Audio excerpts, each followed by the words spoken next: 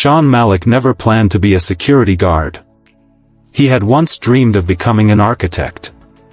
As a kid, he'd draw floor plans on the backs of school notebooks and spend hours building cities out of cardboard. He even got into a decent architecture college, but had to drop out after his father fell ill. The responsibility of being the eldest son weighed heavier than any blueprint. So, he took a job, then another. Eventually, he found himself working night shifts at an office building, watching over empty hallways while the rest of the world slept.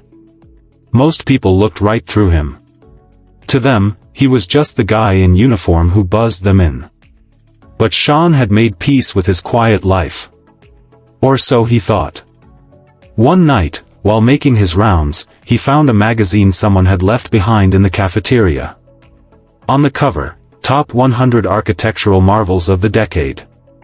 He flipped through it casually at first, but found himself lingering on each page. His heart stirred in a way it hadn't in years. The next night, he brought a notebook with him. Every break, every quiet hour between rounds, he sketched. At first, rusty lines. Then smoother shapes. Arches. Skylines.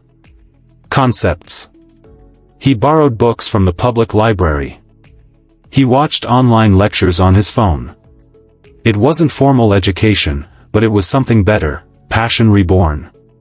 Months passed. One of the daytime employees, a young architect named Mira, noticed his sketches lying on the desk one morning. She was stunned. "Who drew these?" she asked. Shaan hesitated, then raised his hand. That moment changed everything. Mira encouraged him to submit a design to a community redevelopment project the firm was sponsoring. "They take open submissions," she said. "Talent matters more than degrees here." Shaan didn't believe he had a chance, but he entered anyway. Weeks later, a letter arrived.